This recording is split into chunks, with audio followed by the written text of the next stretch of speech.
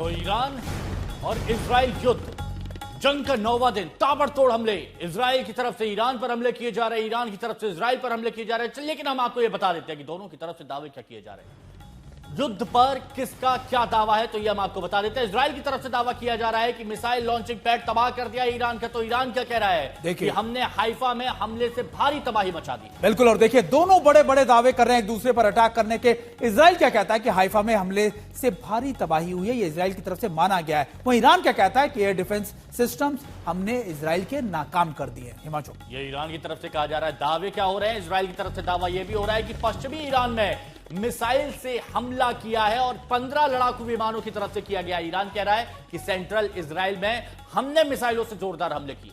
वहीं इजराइल यह भी मानता है कि ईरानी एटमी प्रोग्राम 2-3 साल के लिए रोक दिया गया है या फिर लेट हो गया है, पिछड़ गया है, क्योंकि इजराइल के अटैक इतने ताबड़तोड़ थे कि इजराइल रोक नहीं पाया। और खासतौर पर बेरशेवा के अंदर ईरान ने भी अटैक किया। इजराइल कह रहा है कि कौम के बाद इस्फहान पर भी हमला किया गया। ईरान कह रहा है कि बैलिस्टिक मिसाइल से लगातार हमले जारी हैं। तो दावे दोनों देशों की तरफ से अलग अलग किए जा रहे हैं, एक दूसरे पर भारी होने के दावे किए जा रहे हैं। इजराइल कह रहा है कि ईरान में 657 से ज्यादा लोगों की मौत हो गई है। बिल्कुल, और ईरान की तरफ से कह रहा है कि हमले में कई इजरायली लोगों की मौत हो गई है। कैजुअलिटी लगातार इजराइल की भी हो रही है और जोरदार हमले किए जा रहे हैं।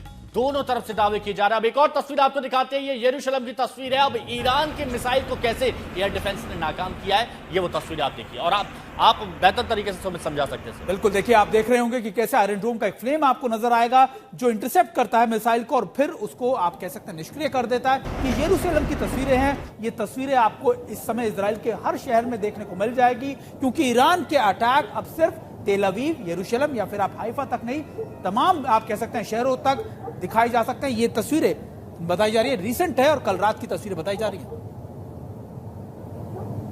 और बिल्कुल इंटरसेप्ट करते हुए यहां पर देखा भी जा सकता है, लेकिन आप तस्वीरों को देखेंगे उसका नुकसान कितना हुआ ये भी देखिए। ये हाइफा की तस्वीर हम दिखा रहे हैं जहां पर ईरान की तरफ से हमला किया गया। लेकिन अब इस जंग के बीच में एक सवाल उठ रहा है और वो सवाल उठ रहा है इजराइल के आयरन डोम पर। क्या आयरन डोम जितना सोचा गया था उतना कारगर साबित नहीं हो रहा है? तो उसके पीछे की वजह क्या है, तो यहां पर देखिए कि कैसे कमजोर पड़ा है आयरन डोम।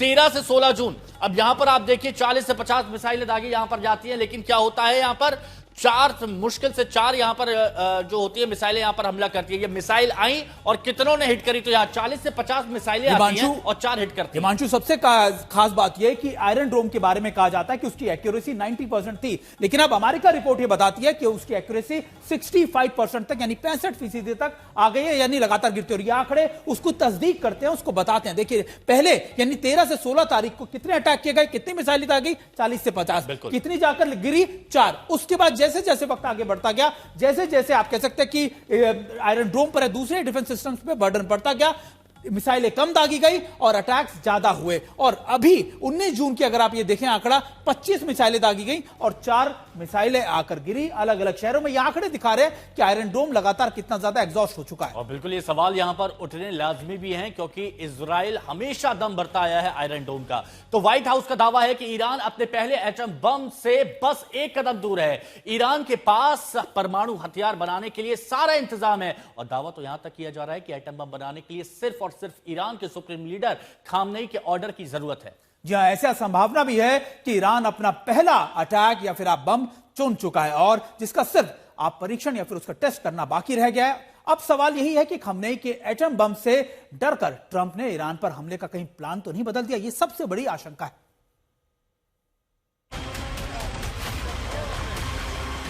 लेकिन जब ईरान अपने विनाशकारी हथियार का इस्तेमाल करेगा तो इजराइल का क्या होगा? यही सोचकर अमेरिकी राष्ट्रपति डोनाल्ड ट्रंप ने जंग में कूदने का इरादा बदल दिया।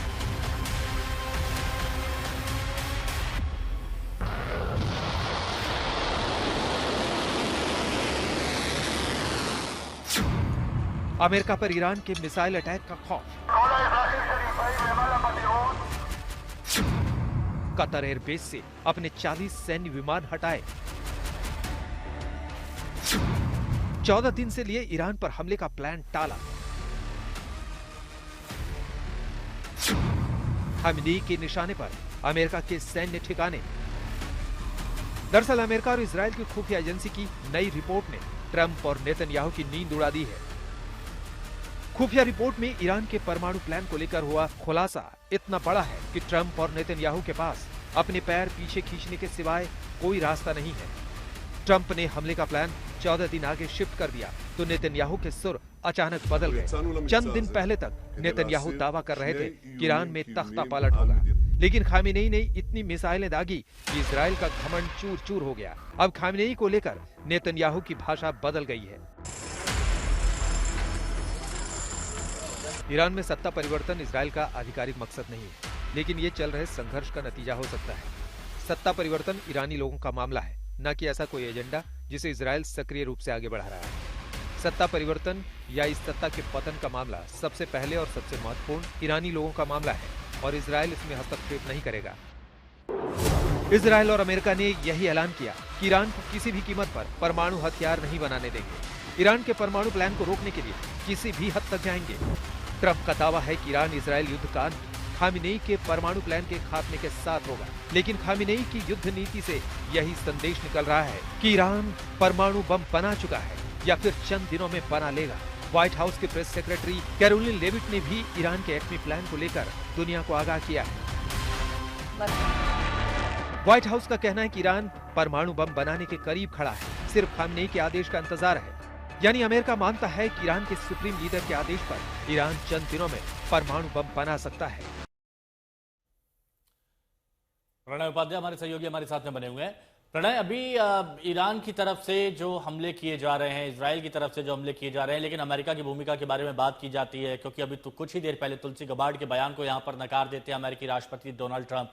इजराइल की तरफ से यह कहा जाता है कि हम अपनी सुरक्षा खुद करेंगे और अमेरिका को देखना है कि वो क्या करेगा। तो अमेरिका की भूमिका को लेकर चल क्या रहा है?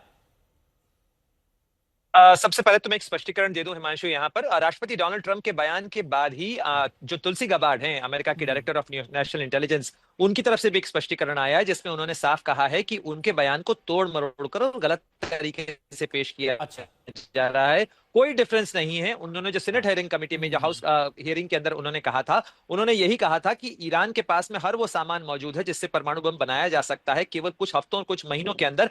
लेकिन ये पॉलिटिकल डिसीजन है। पॉलिटिकल डिसीजन अगर होता है तो ईरान जो है वो कुछ हफ्तों या कुछ महीनों के अंदर परमाणु बम बना सकता है। उनके और राष्ट्रपति डोनाल्ड ट्रंप के विचारों में कोई मतभेद नहीं है। ऑब्वियसली आप जानते हैं Himanshu, boss is always right. तो डोनाल्ड ट्रंप जो है वो बॉस हैं तुलसी गबार्ड के। तुलसी गबार्ड कहीं भी उनसे असहमत होती हुई नहीं दिखना चाहती हैं। अमेरिका में इस चीज को लेकर बहस चल रही है। एक बड़ा तबका है जो ये आलोचना भी कर रहा है कि क्यों अमेरिका इस जंग के अंदर कूद रहा है, क्यों नेतन्याहू के का साथ देने की जिद के लिए अमेरिका को जंग के अंदर खींचा जा रहा है। और जब तुलसी गबार्ड ये कह चुकी हैं कि इतना नजदीक नहीं है, बम बना नहीं लिया है। लेकिन आप देखें दोनों तीनों चीजें, डोनाल्ड ट्रंप जो है वो अभी कुछ वक्त जरूर ले रहे हैं, लेकिन जो मूवमेंट है वो लगातार चल रहा है। आप देखिए यूएसएस निमित्ज जो है वो पहुंच चुका है इलाके के अंदर। यूएसएस कार्ल विंसन पहले से वहां पर था। इसके अलावा मेडिटेरेनियन के अंदर यूएसएस जो जेरार्ड आल्टफोर्ड है, जो कि करियर बैटल ग्रुप है, उसे पहुंचा दिया गया। ये सारी चीजें बताती हैं कि ईरान वही बात हो गई कि अमेरिकी राष्ट्रपति डोनाल्ड ट्रंप जो कहते हैं कि मैं क्या करूंगा मुझे खुद नहीं मालूम, ऐसे ही किसी को नहीं मालूम कि वो क्या करने वाले। शुक्रिया आपका हमारे साथ जुड़ने के लिए।